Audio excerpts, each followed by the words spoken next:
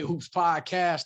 As always, I'm your host, Austin Smith, joined with my guy, Rob Noonan, who's an event director here at Made Hoops, and he's one of our head scouts. And look, we got a special guest in the building for episode 2 today.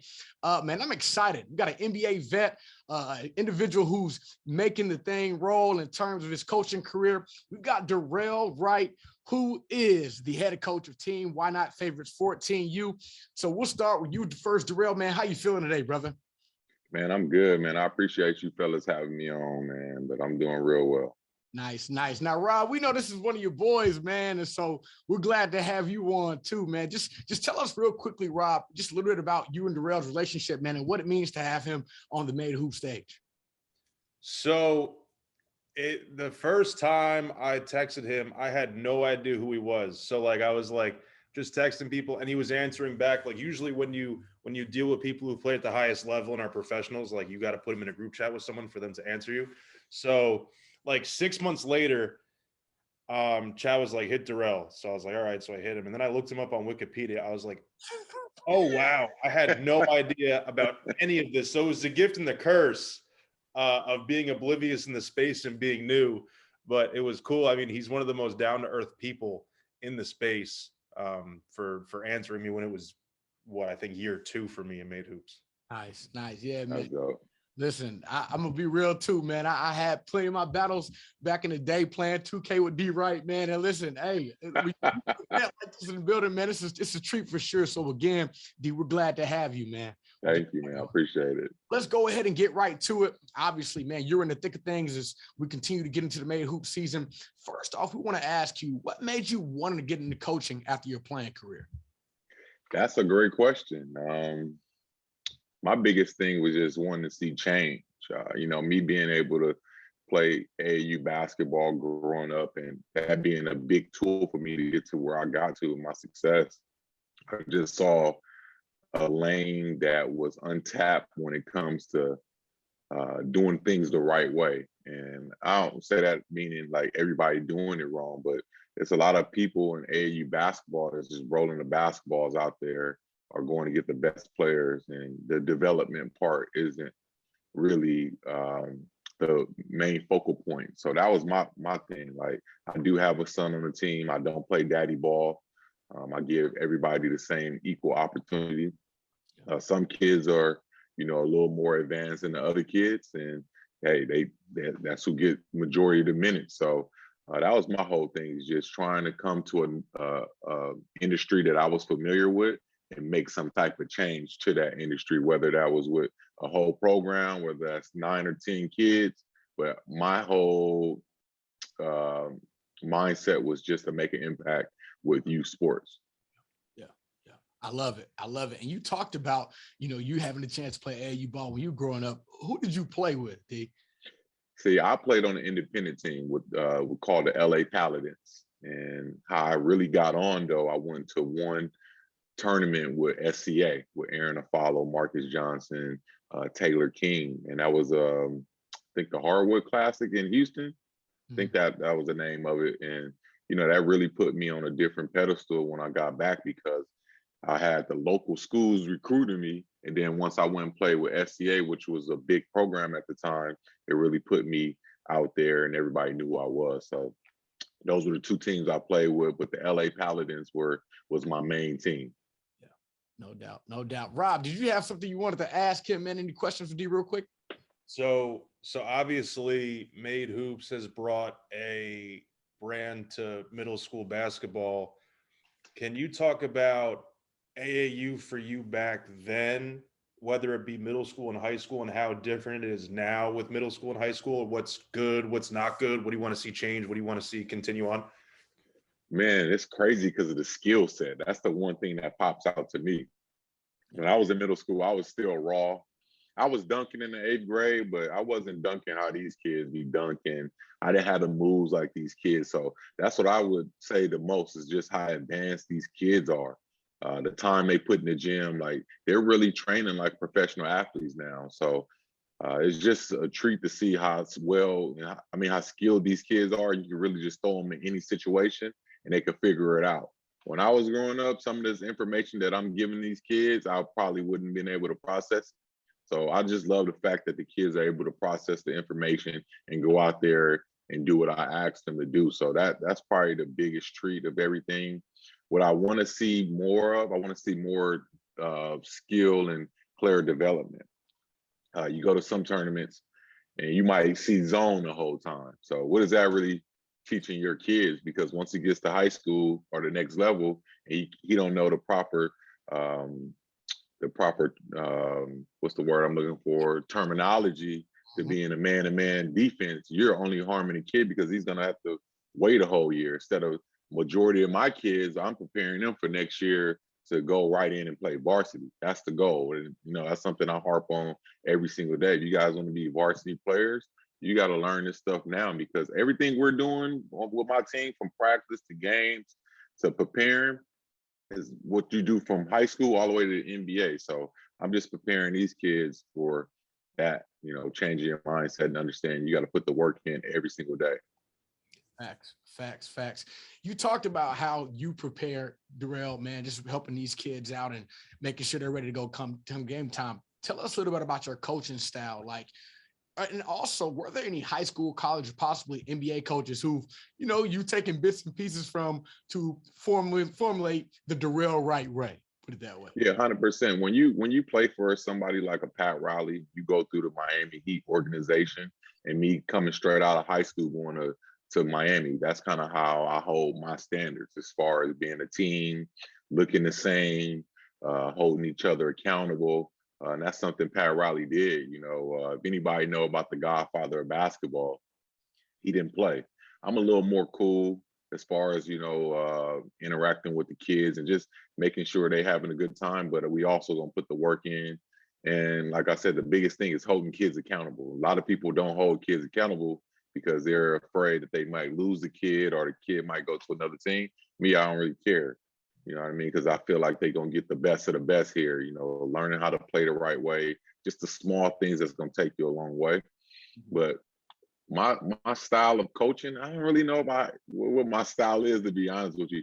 I'm just going to, get on you. If you're not doing the things the right way, if you're not making the extra pass, you're not guarding your man, just the basic stuff. So I think I get on guys more when you're not doing the things you should be doing. So I kind of let my team play freely within our offense, within our system, but I always emphasize, I don't want to call no plays. I want y'all to run up and down, use your skill set to get easy baskets, because it's no fun calling a play every single time. So I want you guys to get out there, defend at a high level, get steals, get rebounds, and get layups and threes. Like, I'm into getting the transition threes and things like that, because that's how the game changed. So I'm encouraging guys to walk into those threes. Those are good shots now.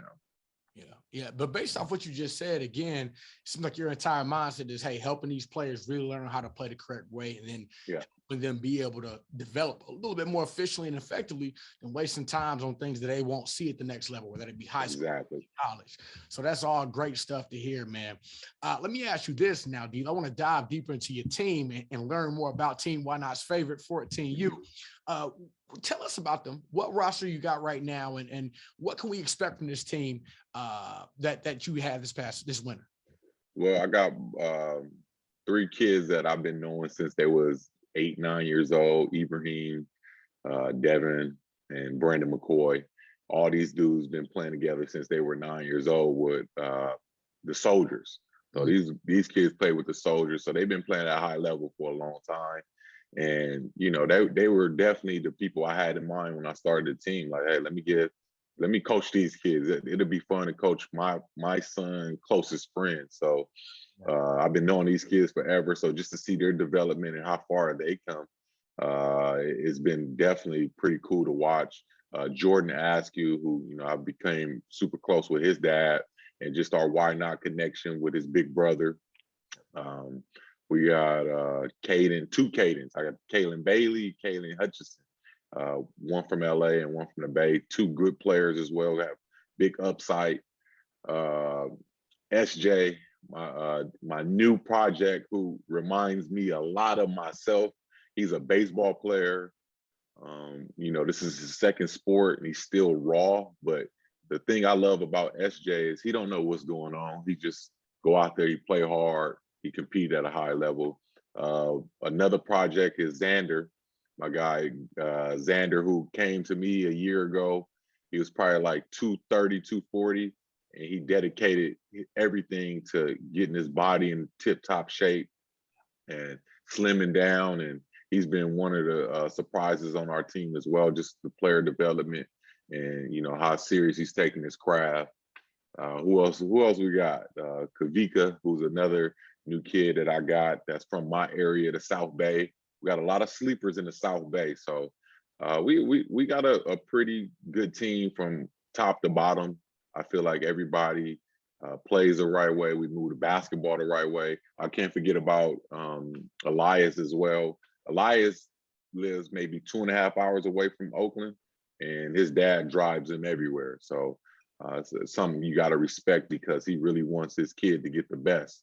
And, you know, when you got a dad that's sacrificing for his kid, you can only respect that. And I always tell Elias, like, man, you better appreciate your dad too. These things that he's doing for you, man, like, appreciate that. So, yeah, man, that's my team. But I feel like we're still getting better and better every single day. I'm watching these kids grow, like a Brandon McCoy. Like I said, I've been watching him since he was a kid. Now seeing him dunk the ball and just be one of the top players in his class. It's so cool to watch, man, that these 8th graders are really out here putting on for their city.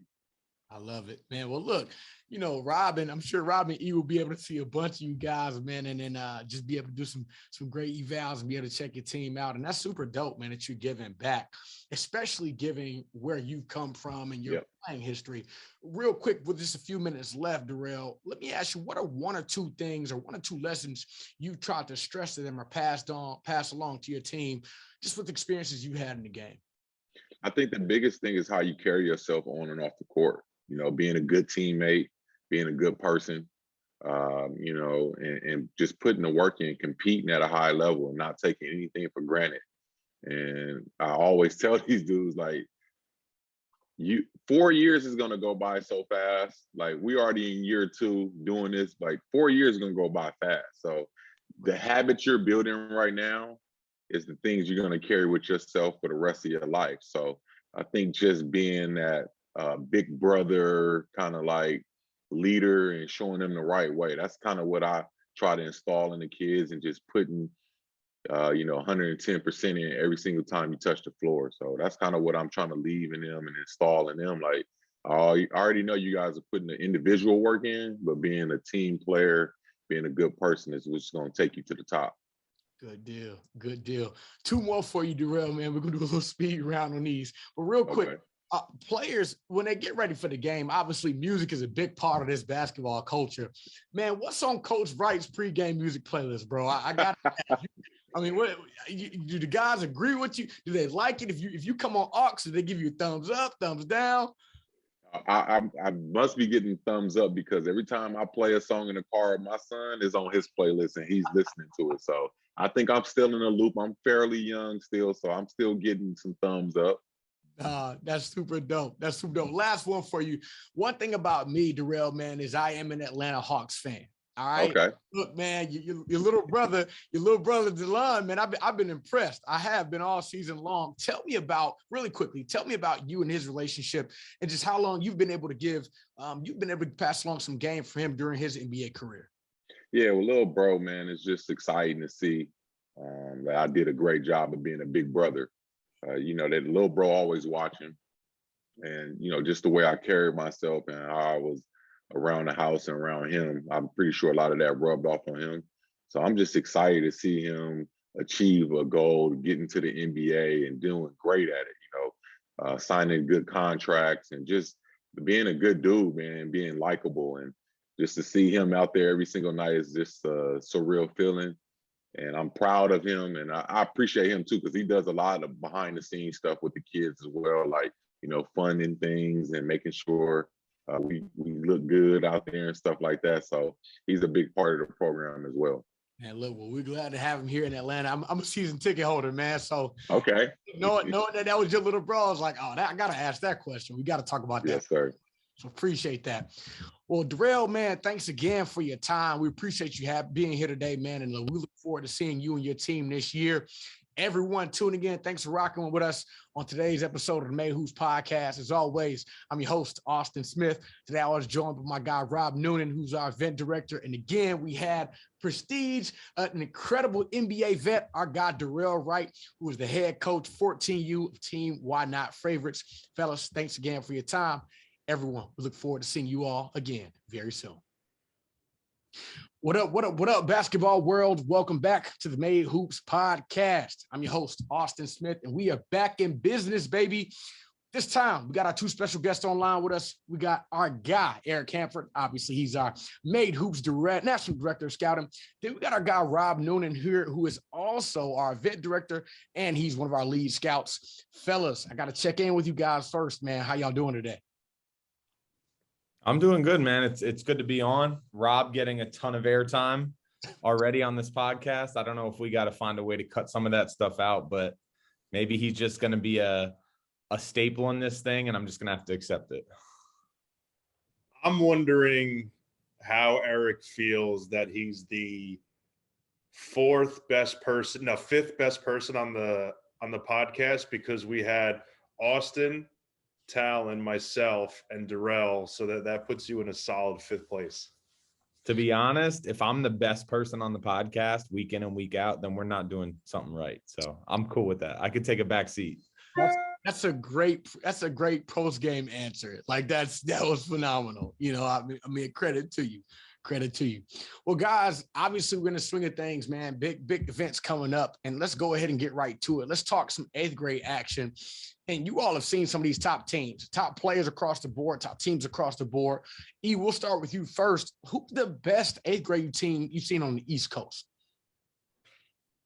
I mean, probably sounds like a broken record because I feel like we go through this every year. As of right now, it's Team Takeover. At session 2, they had a huge game with Expressions Elite. Expressions Elite comes in with, arguably the number 1 player in the country for 2026, 6'7" wing AJ DeBonsa. But Takeover, man, they do what they do. They negate the star of whatever team they're playing, and they don't rely on 1 or 2 guys. It's a standard from, whether you're the number 1 option or the number 10 option. They're all going to come in. They're going to defend.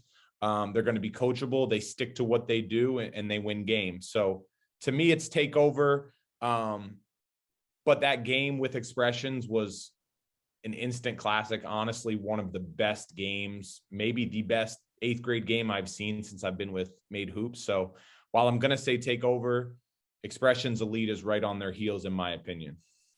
Rob, your take, brother. Talk to us. I'm going the same way as Eric. I think the cool thing about the game is it's a new rule that we implied this year, where it's the first to 4 for overtime, because the game went into overtime. So it's the first person to score 4 points, which the shot clock is still active, but there's no game clock. So it's taken a few games for parents to get used to it, because you still have parents yelling, "Run the clock." And they're screaming, but there's 0 on the clock.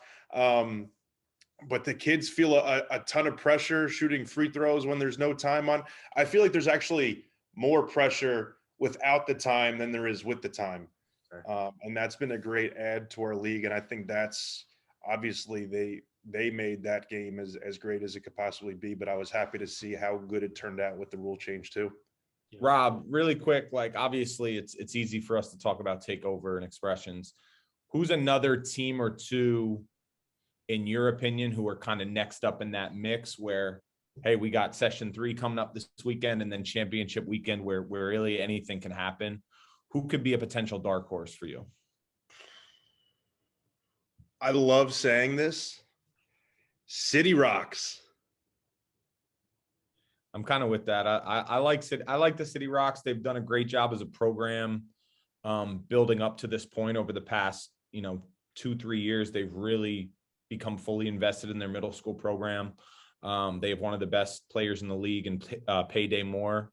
Payday, obviously a high level nickname. So if you go by Payday, you got to get buckets. I like City Rocks. I think the Gauchos and Team Mello are also right in that mix too. So those are a few programs that I know I'm excited to watch at session 3. Because what Melo's still undefeated. And I mean, shout out to Sam and Fitz. I mean, this is what they weren't in the league for 2 years, 3 years. My first year they were in the league. So this is what 2 years later of being absent, coming back in, and then going undefeated. Just kind of speaks to the work of what, you know, Sam and Fitz and their staff is doing. And then obviously, you know, picking the Gauchos, you can never go wrong with Book coaching at the highest level. And I mean, no matter what, I don't care what team he has, they're always going to be in contention because he knows how to coach, he knows how to motivate the kids, and he knows how to get the most out of the kids playing at the highest level. And by their own design, it helps when both of those groups have probably national level dynamic duos in their backcourt, which we'll talk a little bit more as we go on. Yeah, no, without question. Let's go over to the West Coast real quick. Rob, we'll go with you first on this one. West Coast teams, 14U, 8th grade level. Who do you like so far? I mean, you have to go Arizona Unity right now because they're undefeated. Yeah. Rose City just wins games. Like they're just always in the contention for championships. But I mean, even then you have Dorell's team, and why not favorites? And they did great last year as 7th graders. They were undefeated going into the playoffs. And now I think this year they might only have one loss, but Seattle Rotary is making a great push. They actually had a killer session too, where I think they went 4-0. So, I mean, the West is completely up for grabs. Last year it was Arizona U play, and we knew from the jump they were going to win the league, and you could have called that, you know, first half of game 1.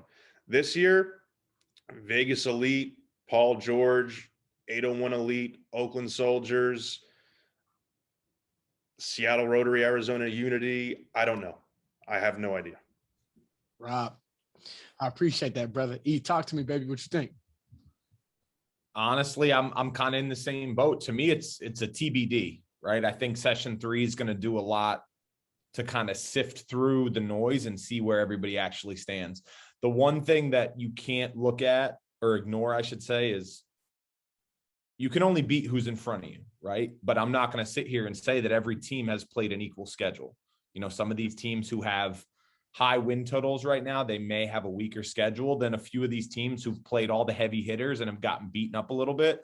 I think as session 3 transpires next week, you'll see some of these teams come back to earth a little bit, and you'll see a few that continue to kind of trend in the right direction. AZ Unity's done everything they can do to this point. Vegas Elites had a really good circuit so far, high level backcourt. I think Seattle Rotary and PG Elite have done some nice things, but like we said, Oakland Soldiers are right there. Team Why Not favorites are right there. That's to me what makes the circuit so much fun, is you're going to find out very quickly at the next session, and then in championship weekend, there's going to be a lot of madness where a lot of things can happen. Yeah, without question. Let's also talk about next session. The actual importance of next session is the Nike store in Portland. Basketball's coming second for me. That's my first time going to be in Portland. The Nike store, I'm still excited for it. My man's already getting his wallet ready. He's going to be doing some big time shopping. That's hilarious. And I'm the cheapest dude on the planet, so it's going to be. I mean, you're going to need cause of life to open my wallet number 1, and then I don't know if it's going to close. He won't be alone. He won't be alone in that shopping experience, but I may have to rein it in a little bit on his end. Hey, listen, fellas, size medium and everything. So just, you know, hey, I can give you the P.O. box, the address. Shipping works to Atlanta. You know what I mean? So just we could talk about that a little later, but mediums, whatever you got, that works for me. Heard that. So let's keep going. We talked a little bit about AJ DeBenson. We talked about Payday Moore. Who have been some other notable players? We'll start East, maybe 1 or 2 from each of you guys. But on the East Coast, who are some other notable players that have been performing well? Yeah, I mean, I like to try and correlate it to team success too, because I think winning is a big factor and it's not as recognized in a lot of ways at the grassroots level, even all the way up. I got to stay with probably Team Mello with their backcourt of Josiah Kennedy and TJ Moultrie, two of the toughest guards we've seen on either coast. And they've done everything that they could do for their team as far as scoring, defending, leadership. I've been really impressed with them. Also with the Gauchos, you have Trayvon Lewis and JJ Addison, who, have a lot of the same qualities. Trey is, one of those hard-nosed New York City style guards, gotten into phenomenal shape over the past several months since the summer, much more explosive now around the rim. I've really loved what he's brought to the table in the East Coast. I think I got to shout out, Team Takeover. I said that they have the nod as probably the number one team right now. Point guard Devin Totley. He's been the starting point guard with that group. Even as a 7th grader last year, he was the starting point guard for their championship winning 8th grade team. He just knows what it takes to win at this level. He knows the expectations of Coach Keith Stevens and their staff. And then it helps when you got a 6'7" forward like Chase Foster in the mix with that group too. Sky's the limit for him. One of the more talented, high upside guys, not only on that side of the country, but in the national class of 2026 as well. I love it. I love it. Rob, how about you, brother? You checking that? And also, if you like him on the West Coast, Rob, we can tackle that as well. So I agree with everything he said. I think also the toughness of Jordan Smith, actually, between him and Totley, that's probably the toughest physical backcourt in the country when you're talking about pound for pound, defensively and offensively on both sides of the ball. One kid who, all right, I know I'm a Jersey guy. It's the New Jersey Scholars, but Ikenna Alozie came in session 2, 6'3", 6'4", was scoring from all levels. He was great, and I think he's going to be one of those kids that makes the jump as a national prospect. And he's one of the better kids I saw session 2. And, putting it together, he was one of the better kids from both session 1 and 2 combined with some of his performances. Nice. Anybody on the West Coast? I want to go back to you really quick. Anybody on the West Coast, is just any players that are just like, man, we got to take another look at this kid, or this kid is really making an impact? Off the top of your head, who you got, brother? You're always going to have a few guys, depending on the strength of the class, who when you walk into the gym and you see them in the warm-up lines, you're like, okay, like this kid's, you could tell he's going to be the real deal based on measurables, just what he can, his physical profile. And then when it takes maybe a minute or two, you see a flash play and you're like, oh yeah, that's it. That's kind of what happened at session 1 with Elijah Williams for PG Elite. That's Phoenix Suns head coach Monty Williams' son. Already goes about 6'7", athletic, explosive around the rim, can shoot the 3. Kind of reminds me a little bit of Koa Pete in the national class of 2025 from last year. He's going to be one of those guys who I think even on social media outside of our platform, you're seeing some of the national level media starting to attend his 8th grade games and start putting some stuff up on him. He's one of those no-brainers. Coach Dorell Wright, had glowing things to say about his point guard, Brandon McCoy Jr. He's been one of my favorite point guard prospects in that class nationally as well. So those are 2 right off the bat that kind of jump off the page for me. Okay. Good deal. Well, let's keep the ball rolling a little bit. I want to make sure we acknowledge, obviously, session 3 is coming up. Okay. And with that, the East Coast session 3 this weekend being in Pennsylvania, and then West Coast session 3 next weekend. We'll start on the East Coast first. Who are some guys that you think were really close to turning that corner? And you're saying, man, I want to get a close look at this kid, see where he can ultimately go development wise. We'll start with you first, E, and then Rob, you can chime in after. Yeah, I think the great part about the circuits and what's also challenging for us is you can only see so much basketball in a weekend, right? You run out of time with the 8th grade division, the 7th grade division, seeing who's next up, multiple leagues, you're running everywhere and you only could get so much time to focus on certain kids. So as the sessions go, I'm kind of check marking them off my list. And then I'm saying, okay, this is a kid I really got to focus on. So session 3 for me is I've done my recon and I've done a little bit of speed scouting with some of these guys. Now I really want to dive in. So One guy for Team Mellow, Jackson Kiss, 6'5", wing forward type, actually just got here last month from New Zealand. They're very high on him. He had some great moments for them. Amari Wooten, another fast growing prospect for the City Rocks at the guard spot, who I've liked for the past year or so. AJ Williams, super talented 6'6" wing for the PSA Cardinals. I think you're going to get a big performance out of him at session 3. And then a few guys who I think aren't really on the radar yet. Donovan Carney, Pittsburgh guard for the New York Lightning. Elton Smith, 6'6", 6'7" big man from South Carolina, whose best days are well ahead of him. And then in the 7th grade division, Taj Saragba from Team CP3, Makai Richardson for Expressions Elite, and Josh Rivera for the NJ Scholars. Those are a few guys who I'm really kind of tapped in and ready to watch this coming weekend. Ooh, that's going to be good. That's going to be good. Rob, any thoughts? It sounds like a good list to me. Anybody you might want to add, Rob, that you just want to check out? I honestly have no idea what this weekend has in store in terms of girls basketball, boys basketball, and Futures Frenzy. I'm going to be sprinting around 22 courts with my head cut off. So, but if there were 2 kids that I would pick in the 8th grade division, Dylan Perry for New Heights is number 1, who's made very good progressions from session 1. And like, I kind of noticed him playing well in session 2. I was like, okay, he's gotten better since session 1. So I'm excited to watch him session 3.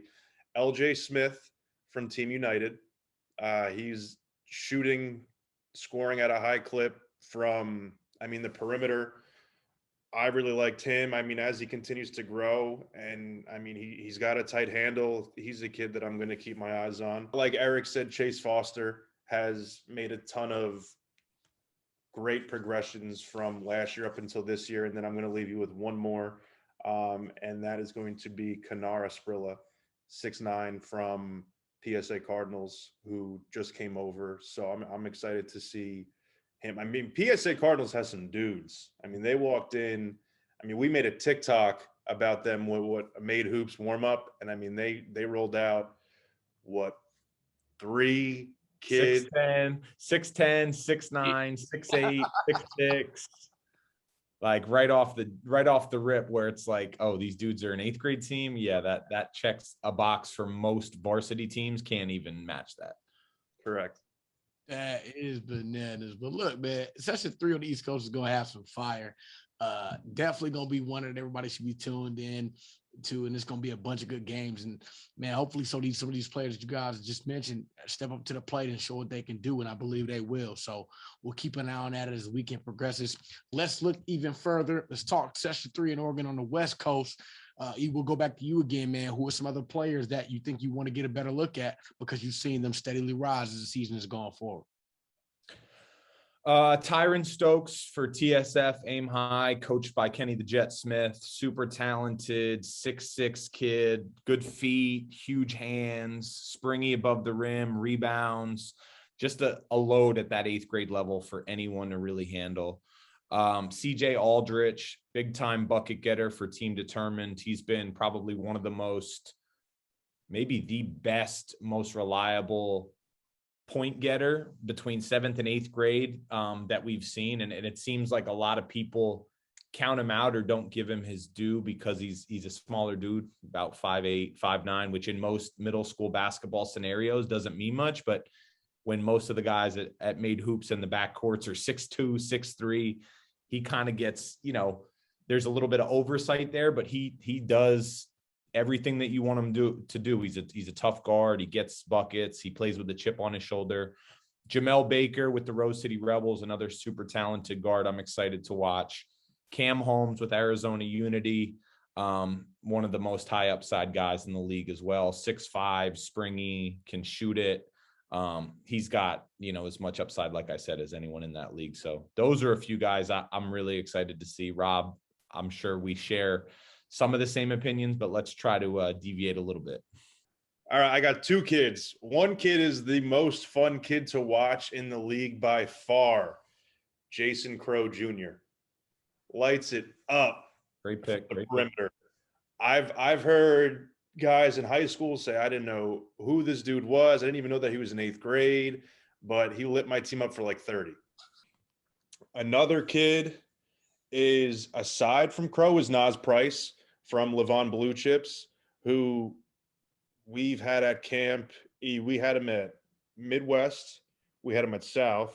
So we got a glimpse of him, and he was good. So obviously, you can take camp settings with a grain of salt relatively, just to see their original skill set. But his in-game play is great, and he's gotten a lot of great comparisons that I've seen through the comments of the Made Hoops section. One of them was a Amani Bates comparison.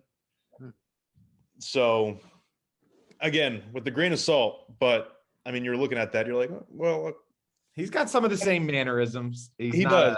He's not a he's 6'8". lanky, Yeah. same hairstyle. Like he's got the same step back. Yep. So you can see it. It's not like there's nothing there. I mean, you can obviously see it, but he's another kid that I've been tracking since last July, and he's made, great leaps into his game. Another guy that I didn't want to forget, he's kind of been session one. He wasn't really playing with some injury stuff, but Jackson Richardson with Vegas Elite, younger brother of Jace Richardson, son of Jason Richardson, another kid who has great measurables, high skill set. I think session 3, you'll really start to see him kind of round back into form as one of those elite West Coast prospects in that class.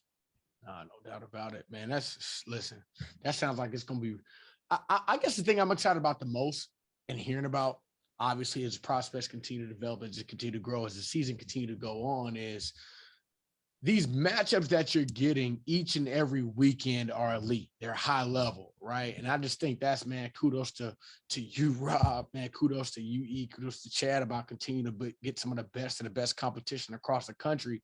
And we're seeing that. So mid-podcast, just want to go ahead and give you all a shout out, man, because it's exciting, man. It's a great time to be a part of the Made Hoops brand. So definitely fun to follow along and see these players continue to grow and develop. Want to make sure that I did show some 6th grade and 7th grade love for a brief second from you, E, man. What's the best team you've seen so far between the 6th and 7th grade level on the East Coast and then on the West Coast? On the East Coast, 7th grade, you got to go with, again, Oladipo takeover. Hey, okay.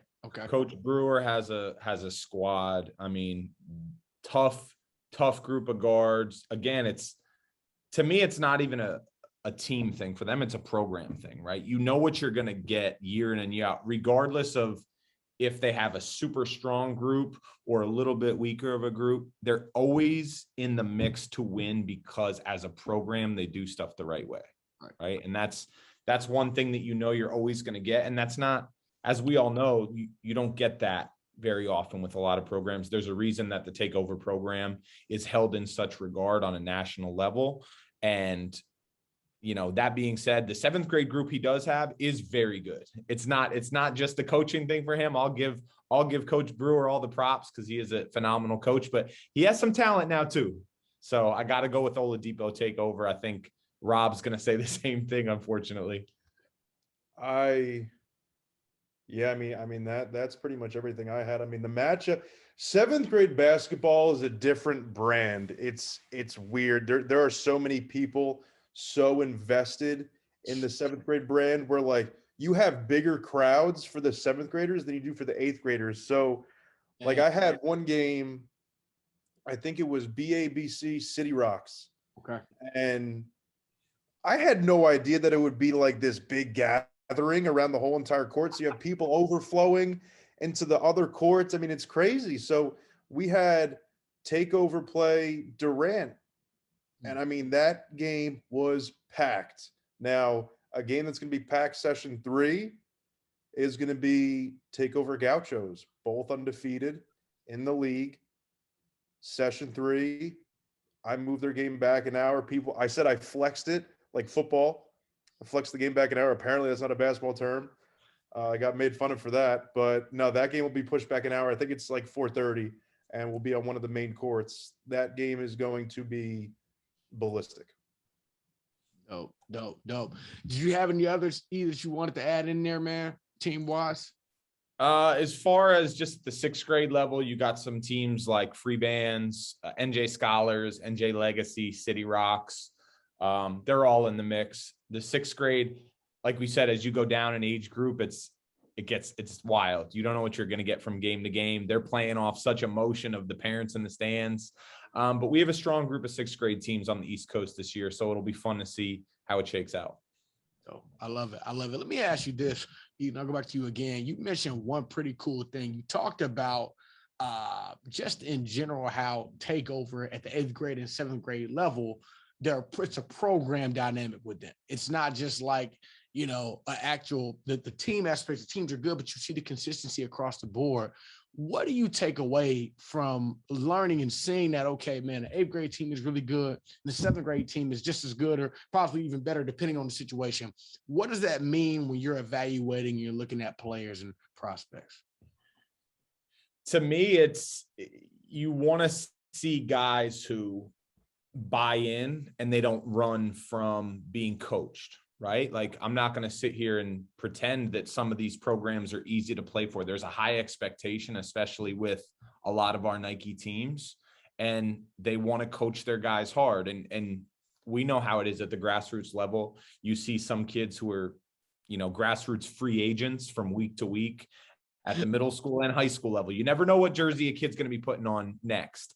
And while, it's a case-by-case basis of who each kid is and what their situation is, you can't help but judge a situation by that. Like, well, why are they switching teams every week? Is there red flags there? Do they not want to compete? So for me, when you see a kid who's stable with the same program and he accepts the coaching and he learns how to win and lose and do those things, I think for me, it's easier to evaluate those kids because I know that regardless of what situation they encounter, from the high school situation to the college situation, and if they're lucky enough to get to, the highest level, the NBA, Europe, I know they're going to be able to adapt because of some of the habits they're creating now and the situations that they're in. Good deal. Good deal. Let's move on really quick. Let's talk about the West Coast, because you got to show the West Coast some love. Any 6th or 7th grade teams in the West Coast that you all have just taken a notion of, and you all want to expect to see some more things from over the sessions to come? Rob, who you got? Max Levels Elite, baby. Oh, yeah. 6th grade. Nice. They're tough. Max Levels, District. Very good, yep. Squad is good. Dude, and they have the Toon Squad jerseys. So oh, that's dope. When you show up rocking the Toon Squad jerseys, you have to be good. You literally have no option. You have no option. Those three are going to be battling it out. Seattle Rotary, 7th grade, G1 Elite, 7th grade, coached by Matt Barnes. He has his twin sons on that team. We've got, again, there's a lot on the West Coast that we don't have full answers for, but I think in Portland, we're going to find out very quickly. Nah, that's going to be crazy. I know that's going to be Session wild. 1 and Session 2 was great because everyone loves made hoops. Session 3, everyone hates the refs, everyone hates the court. And Rob, everybody hates Rob. Hey, you gave me a bad matchup. We've been using a Nike ball for 8 years. Everybody hates the Nike ball now because it's not going in. I mean, there is going to be a lot of hatred all over the facility. Now we'll beef up the security, man. We'll make sure y'all are good. Like we're not gonna have any of that action for sure, Rob. We'll make sure you're perfectly fine and nobody comes up to you, especially with Twitter fingers, man. Rob, you might be Twitter famous, man, at the end of this weekend, bro. You never know. I'm usually very, very calm. Although, if the event starts at 8 a.m. and you come up to me at like 8:10 with an issue, then I gotta yell because I'm like, it is way too early for this. But anytime after then, I'm always willing to listen. No doubt about it. All right, guys, we're a little bit less time here. I want to wrap up with one final question and one final thought. I love the historic, I guess you could say, debate versus East Coast versus West Coast in terms of play style. And obviously you all get to experience that firsthand, and we get to see that here at Mad Hoops. We'll go with you first, Rob. What have you noticed about the playing styles between both different coasts as a whole? So the playing styles on the East Coast is like 94 feet, full court press, the whole entire game where like you guys are just going to strongest man wins. Yeah. West Coast is more the craftiest guy wins. There's a lot more skill development faster there.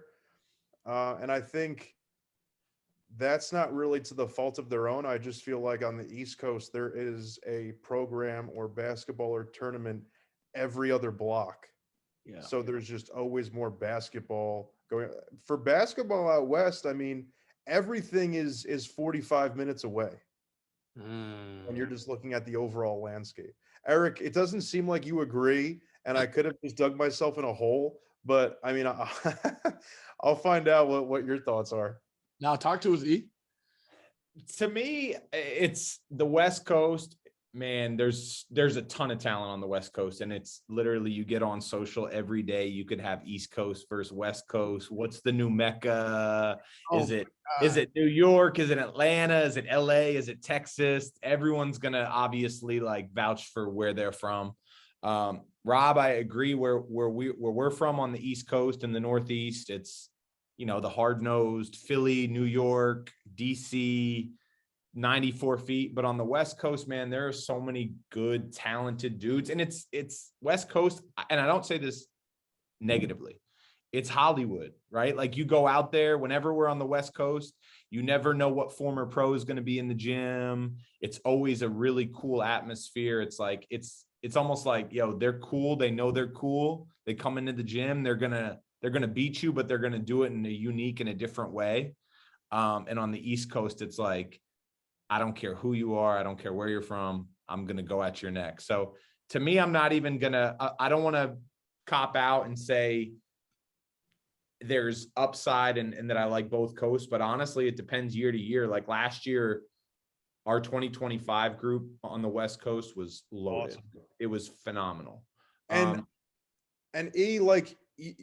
East versus West Coast. I mean, a perfect example is Payday and Brandon McCoy.